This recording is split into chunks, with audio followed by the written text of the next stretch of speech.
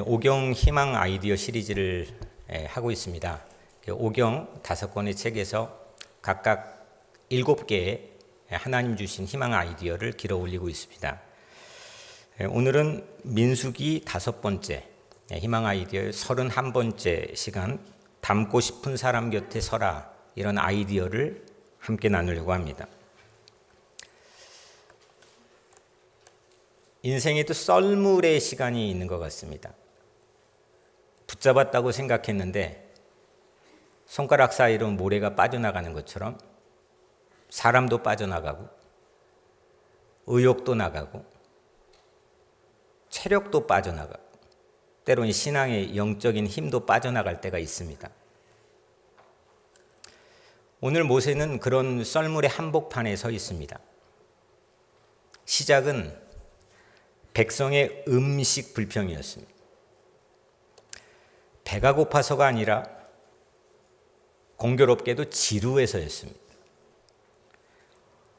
5절에 우리가 애굽에 있을 때에는 값없이 생선과 오이와 참외와 부추와 파와 마늘들을 먹은 것이 생각나고는 생각이 많이도 났네요. 애굽에서 정말 이 말한 대로 값없이 정말 그들이 먹었습니까? 아닙니다. 자유를 대가로 치르고 그들은 생선을 먹었습니다. 오이와 참외도 노예의 서러운 눈물과 함께 먹었습니다. 그런데 시간이 지나자 기억이 왜곡이 됩니다. 오늘 6절의 마지막 문장을 세 번역으로 읽어보면 우리 눈에 보이는 것이라고는 이 만나밖에 없으니 입맛마저 떨어졌다. 입맛이 떨어져서 불평했습니다.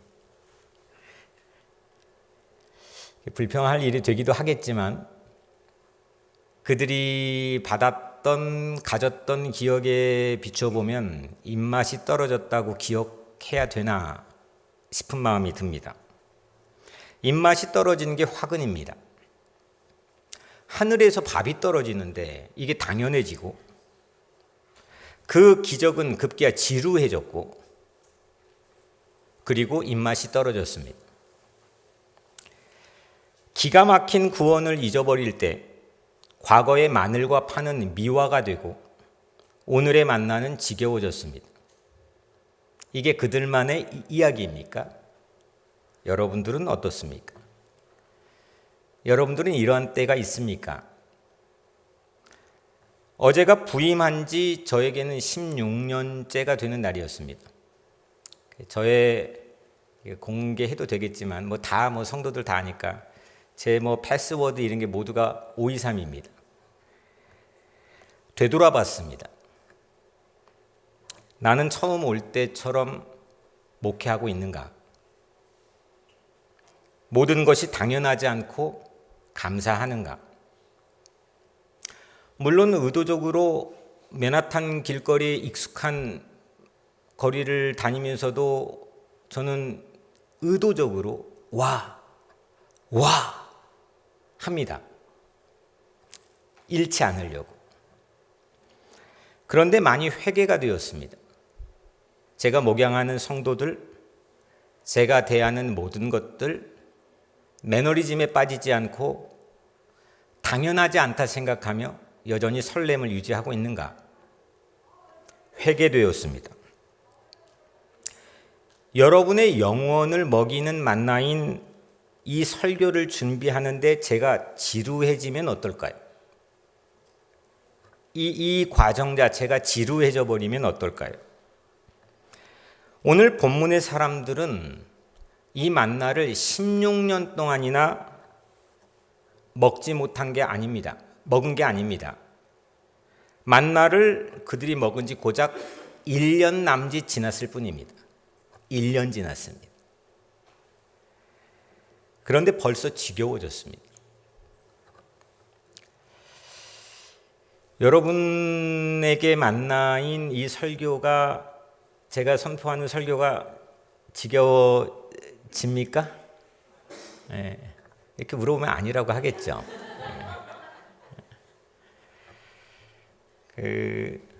피차간에 지겹지 않기 위해서 그 설렘이라고 하는 게 어차피 권태기는 누구에게나 오는 거지만 그걸 유지하기 위해 일정한 루틴의 틀을 가지고 서로 간에 유지하는 것은 서로의 발전을 위해서는 매우 중요한 장치라고 생각을 합니다. 만약에 여러분들의 영혼을 살찌우는 만나인 이 설교가 지루해, 나도 지루해, 입맛 떨어졌어 라고 저마다 원성을 한다면 저는 어떨까요? 모세는 바로 지금 그 상황에 처해 있습니다. 모세가 자신의 심정을 하나님께 토로한 이야기, 처절한 이야기를 한번 제가 들려드리면 11절부터 오늘 15절이지만 핵심적인 것만 뽑아 들려드리자면, 어찌하여 이 모든 백성을 내게 맡겨서 그 짐을 지게 하시나이까? 이 모든 백성을 내가 배웠나이까? 내가 그들을 낳았나이까? 짐이 심히 중하여 나 혼자는 이 모든 백성을 감당할 수가 없나이다. 주께서 내게 이같이 행하실진대 구하옵나니 내게 은혜를 베푸사 즉시 나를 죽여 내가 고난당함을 내가 보지 않게 하옵소서. 은혜를, 또 이런 건 또 처음 들어보네. 은혜를 베푸는데 자기를 죽여달라네. 내가 더 이상 고난당하는 내 자신의 모습을 내가 눈 뜨고 보기가 쉽지 않다는 얘기입니다. 이런 말을 하는, 이게 지금 기도문인데 그런 모세의 심정은 어떤 걸까요? 때로는 사람이 말하는 게 그 말하는 전부가 아니고 그 말하는 내면 깊은 큰 덩어리가 있을 수도 있습니다. 이 말에는 날선 상처가 깊게 패여 있습니다. 내가 백성을 낳았습니까? 내가 너무 오래 책임져 터뜨려 나오는 그런 비명 같은 이야기들입니다. 오늘 이야기의 맥락의 모세의 용어를 보자면 겉으론 책임감처럼 보이지만 속으론 아무도 알아주지 않는 외로움이 쌓이고 있는 겁니다. 그래서 무너졌습니다. 죽여달랍니다. 더 이상 버틸 수가 없었습니다. 그 사람이 모세였습니다. 노예 제도 아래에서 430년 길들여졌던 세대를 자유롭고 책임 있는 하나님의 백성으로 변화시키려는 어쩌면 불가능한 이 벽 앞에 머리를 쳐박고 터져라 부딪히고 서 있는 사람이 모세입니다. 이게 될까? 430년 동안 시키는 일만 하게 메커니즘이 만들어져 있는 그 사람을 자유롭고 명랑하고 에너자이틱하고 책임을 질 줄 아는 공동체로 변화시키는 그 막중한 사명을 가지고 어쩌면 이 불가능한 벽에 머리를 부딪히면서 서 있는 게 모세입니다. 몸은 애굽에서 나왔지만 마음은 아직 애굽에 묶여 있는 사람들, 자유를 얻었지만 책임은 낯설어 하는 사람들을 데리고 한 남자가 광야를 지나고 있습니다. 본문이 숨기지 않고 보여주는 이 생생한 영상은 그 짐이 너무너무 버겁다는 겁니다. 그 짐으로부터 오는 이 감정의 상함이 주체를 못한다는 겁니다.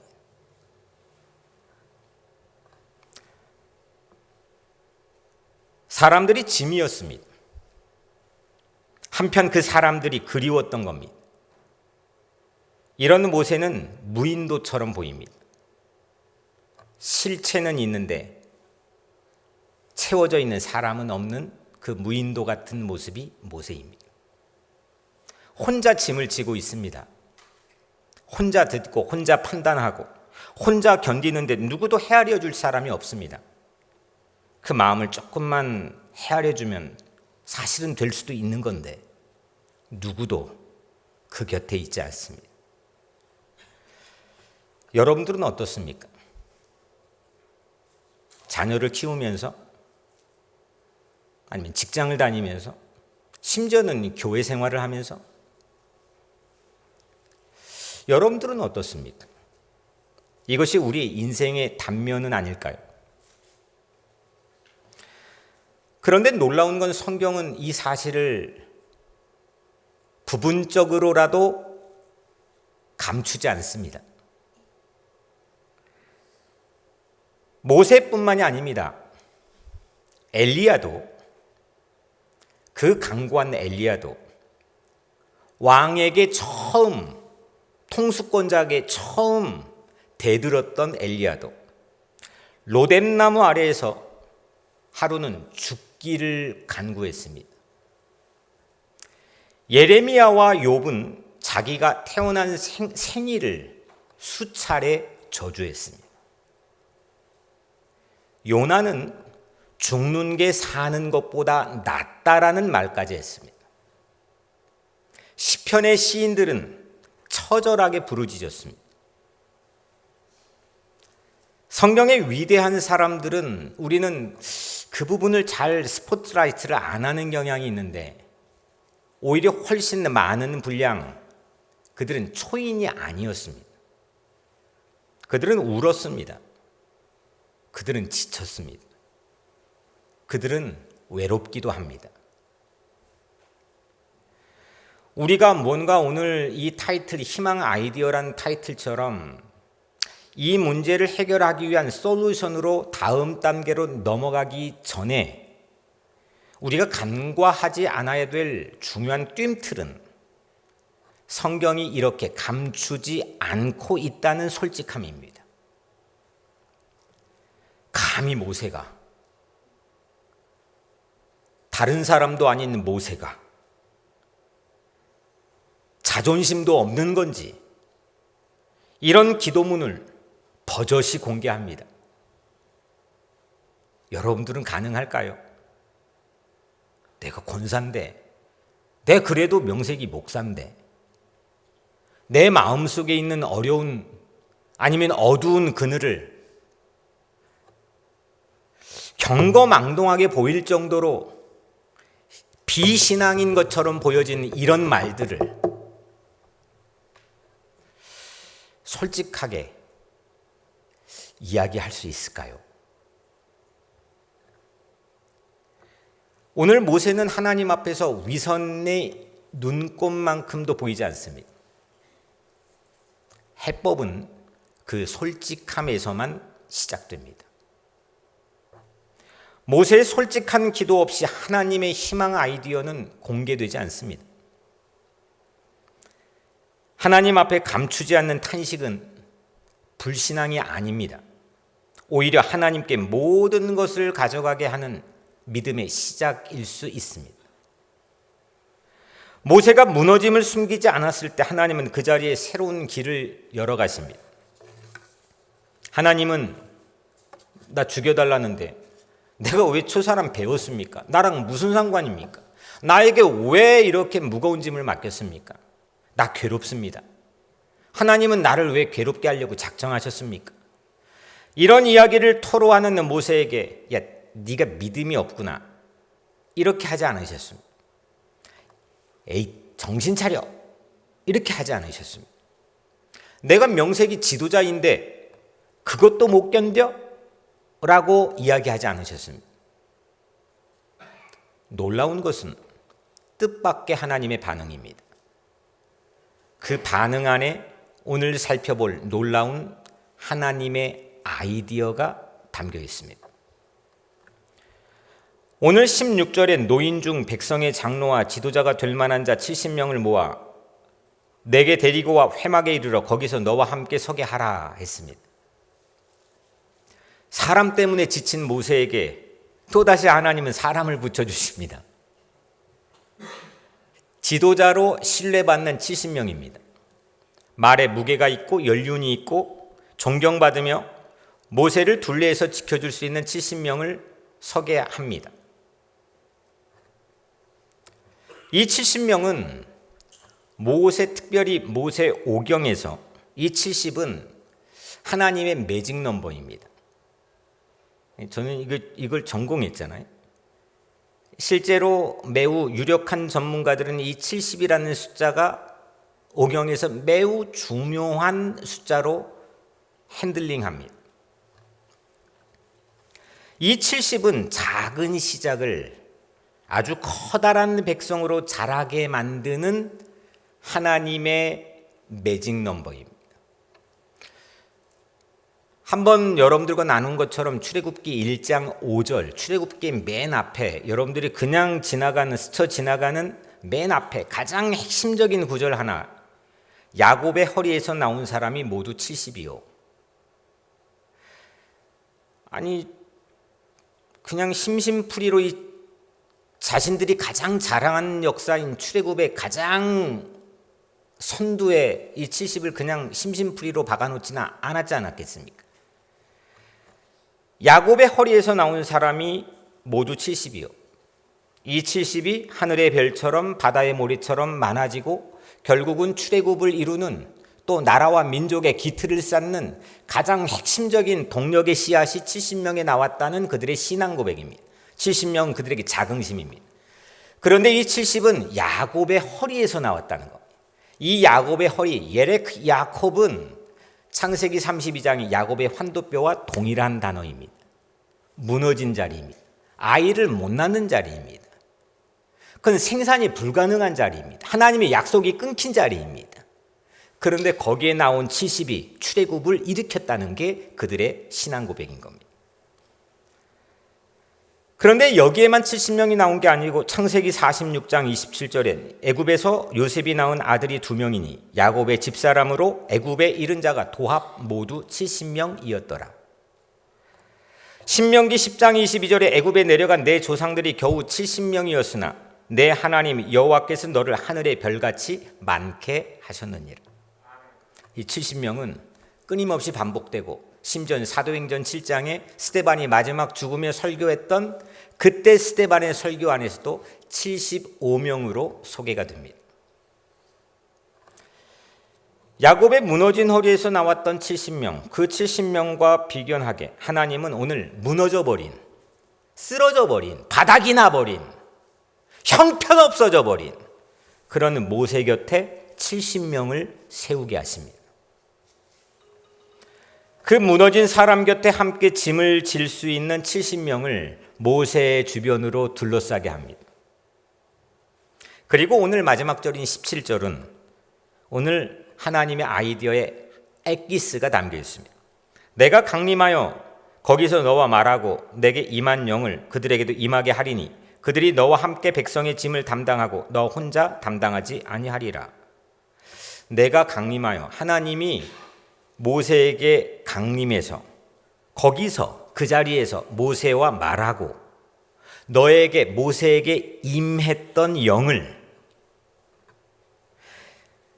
시내산에서 임했던 영으로 모세의 얼굴에는 광채가 빛났었습니다.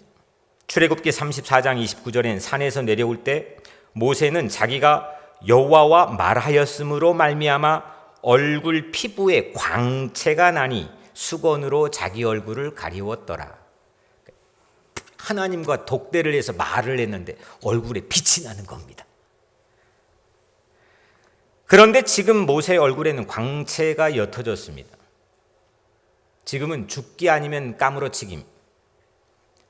그리고 대신에 하나님은 내가 강림하여 거기서 너와 말하고 내게 임했던 영을 그들에게도 임하게 하리니.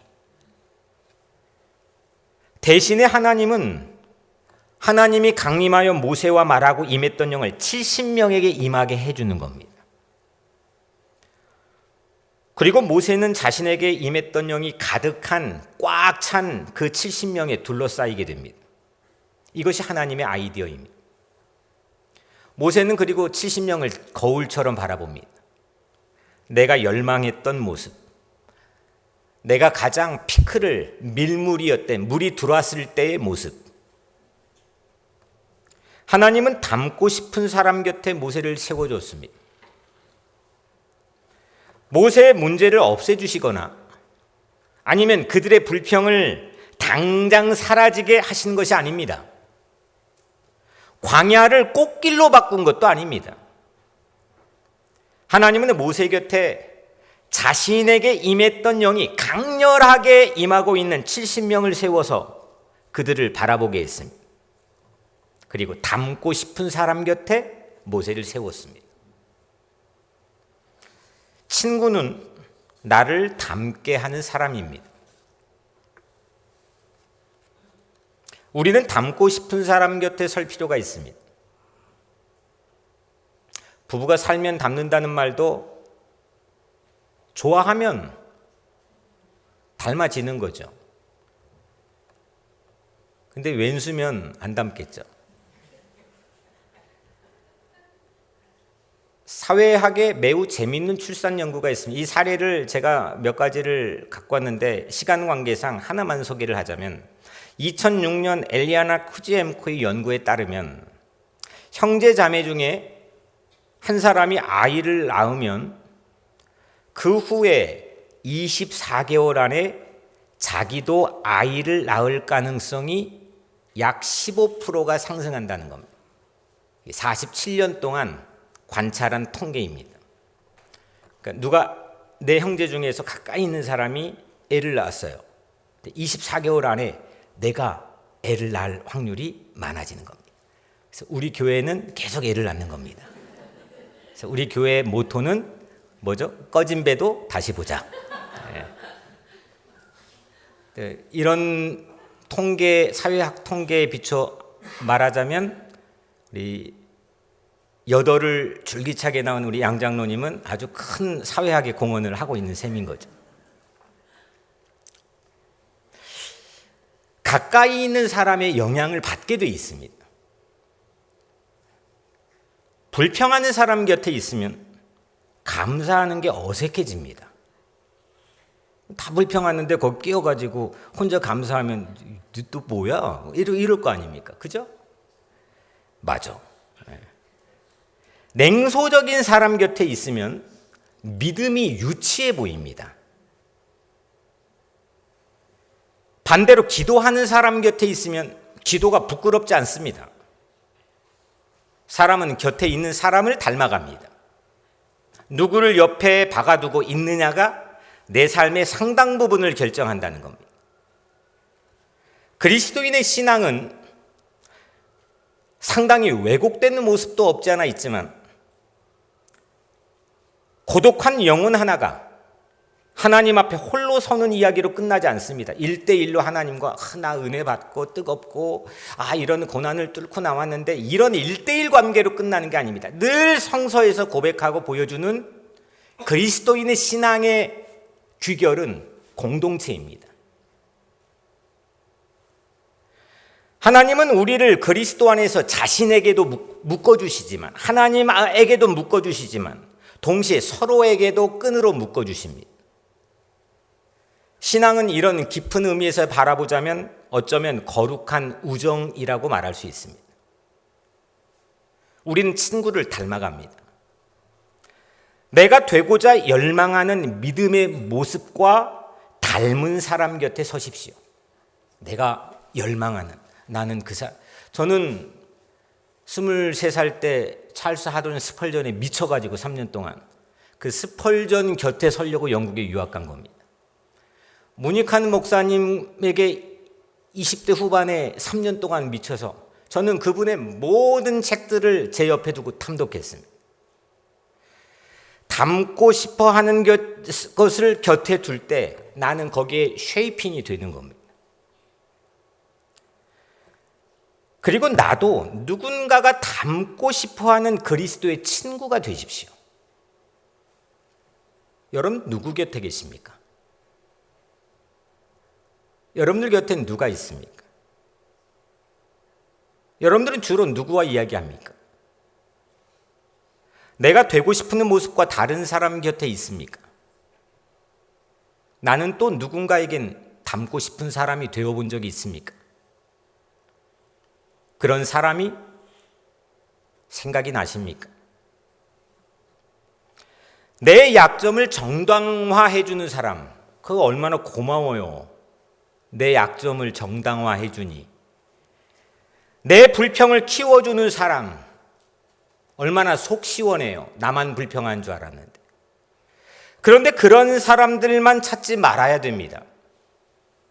내 상처를 핑계 삼아 주저앉게 만든 사람만 곁에 두지 말아야 됩니다. 내가 되고 싶어하는 믿음의 모습을 살아내는 사람 곁에 우리가 서야 됩니다. 그러므로 좋은 친구를 사귀십시오.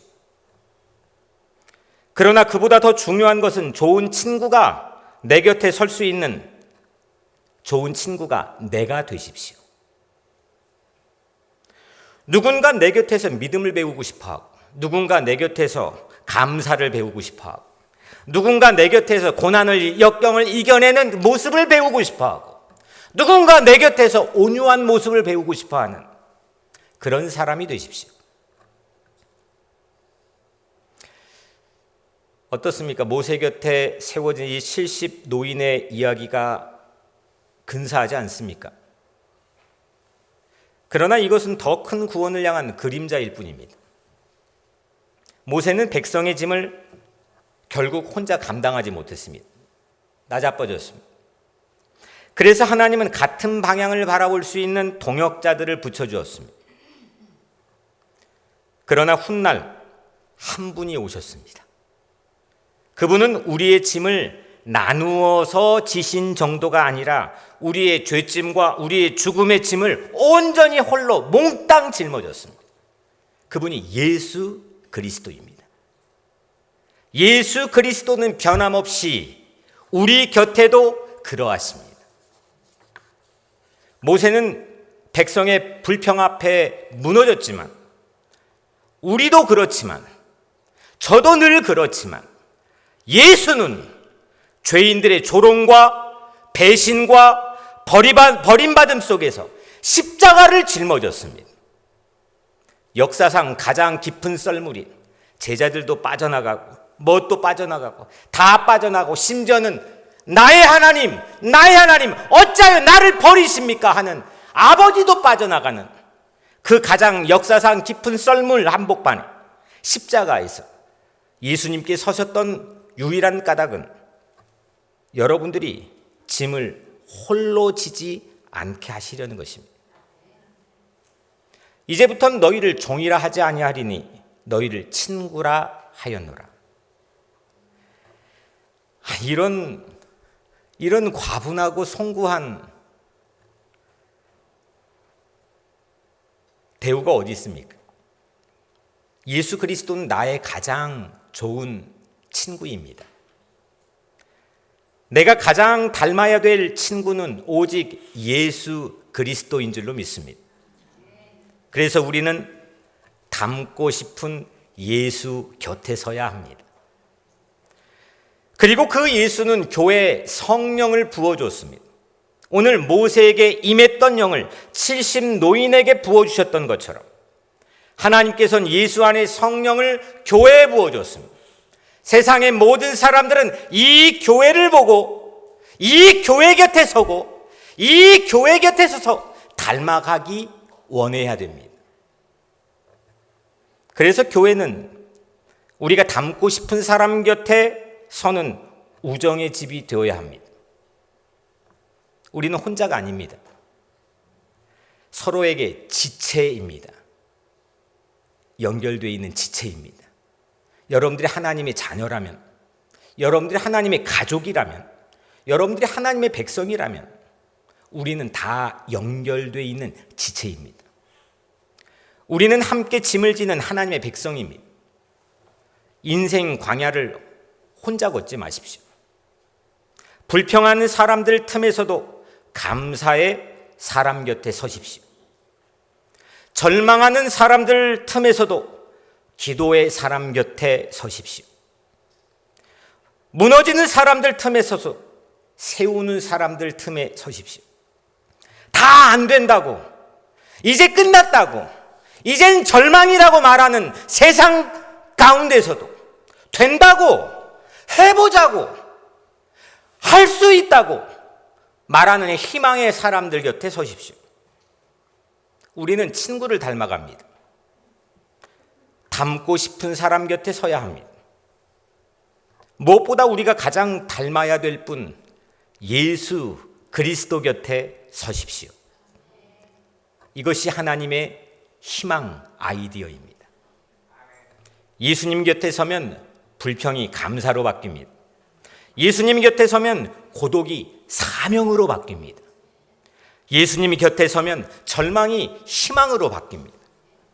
예수님 곁에 서면 나는 혼자야, 나만 혼자야, 나만 억울해, 이런 마음이 위대한 복음으로 너와 함께 할 거야. 나는 영원토록 내 곁에 있을 거야. 그 임마누엘의 복음이 내 영혼에 깊이 울릴 줄로 믿습니다. 사랑하는 여러분, 오늘 설교의 제목인 닮고 싶은 사람 곁에 서라.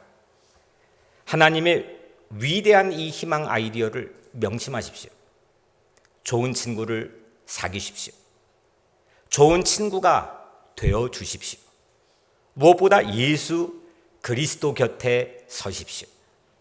그분 곁에 설 때 여러분들 모두는 좋은 친구가 될 줄로 믿습니다. 기도합니다.